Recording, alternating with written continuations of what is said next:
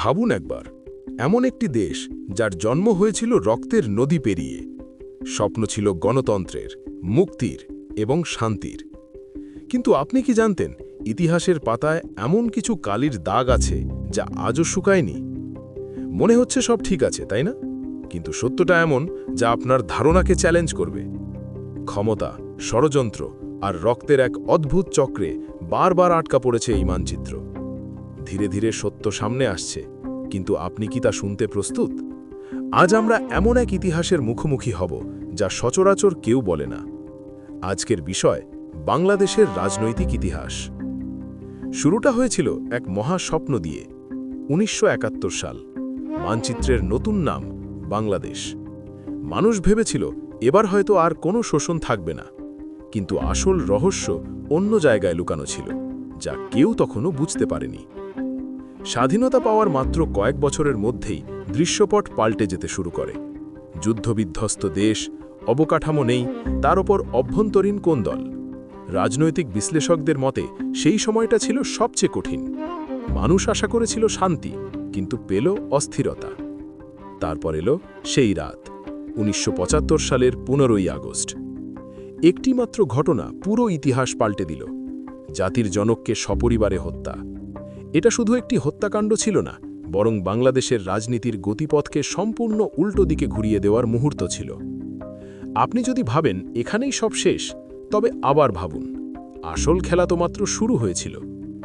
রাজনীতি তখন আর রাজনীতিবিদদের হাতে ছিল না। ক্ষমতার কেন্দ্রবিন্দু চলে গেল ক্যান্টনমেন্টের ভেতরে।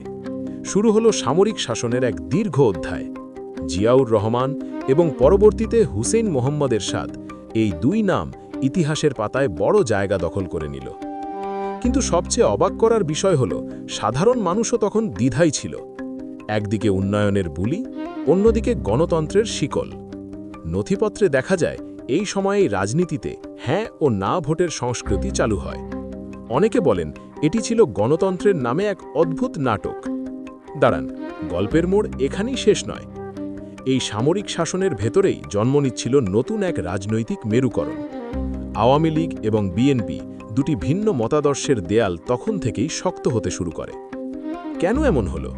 এর পেছনে লুকানো কারণগুলো সত্যিই ভাবনার বিষয়। মনে হচ্ছিল জাতি স্থিতিশীলতা পাচ্ছে, কিন্তু ভেতরে ভেতরে ক্ষোভের আগুন জ্বলছিল। অবশেষে ১৯৯০ সাল, মানুষ আর চুপ করে থাকতে পারল না। রাস্তায় নেমে এলো ছাত্র, জনতা ও শ্রমিক। তাদের স্লোগান ছিল একটাই, স্বৈরাচারের পতন চাই। ইতিহাস সাক্ষী, যখন সাধারণ মানুষ এক হয়, তখন কোনো বন্দুকের নলই আর কাজ করে না। এরশাদের পতন হলো। সবাই ভাবল এবার বুঝি গণতন্ত্রের সুবাতাস বইবে। শুরু হলো সংসদীয় গণতন্ত্রের নতুন যাত্রা। ১৯৯১ সালের নির্বাচনকে অনেকেই বাংলাদেশের ইতিহাসের অন্যতম নিরপেক্ষ নির্বাচন বলেন। কিন্তু আপনি হয়তো ভাবছেন সব সমস্যা মিটে গেল। সেটা মোটেই নয়। একটু পরেই আমরা জানব কিভাবে এই গণতন্ত্রের স্বপ্ন আবার হোঁচট খেল এবং ১/১১ মতো ঘটনা ঘটল। বাংলাদেশের রাজনীতির এমন আরও অজানা বিশ্লেষণ এবং গভীর তথ্য পেতে আমাদের চ্যানেলটি এখনই সাবস্ক্রাইব করুন। সত্য জানার অধিকার আপনার আছে। ৯০-এর পর শুরু হলো মিউজিক্যাল চেয়ারের খেলা। একবার এই দল, পরের বার ওই দল। কিন্তু আসল সমস্যা ছিল অস্ত্রাফীনতা। কেউ কাউকে বিশ্বাস করতে পারছিল না। বিরোধী দল মানেই সংসদ বর্জন, আর সরকারি দল মানেই দমনপীড়ন।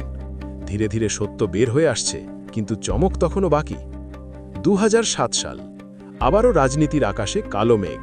সড়কে সহিংসতা, লগি বৈঠার আন্দোলন। দেশ যখন গৃহযুদ্ধের দ্বারপ্রান্তে, ঠিক তখনই এলো ১/১১-2 ফর্মুলা। দুই নেত্রীকে রাজনীতি থেকে সরিয়ে দেওয়ার এক গোপন পরিকল্পনা।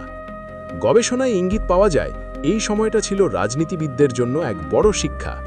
কিন্তু মানুষ কি সেই শিক্ষা মনে রেখেছিল? উত্তরটা হয়তো আপনার জানা। ২০০৮ সালের নির্বাচনের পর দৃশ্যপট আবার পাল্টে গেল।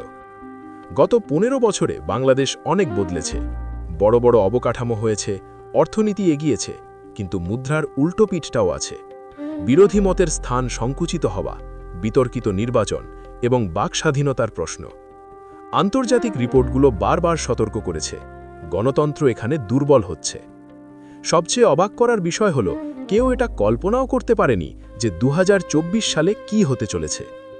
কোটা সংস্কার আন্দোলন থেকে শুরু হওয়া এক স্ফুলিঙ্গ, কিভাবে তা সরকার পতনের আন্দোলনে রূপ নিল তা আমরা সবাই দেখেছি।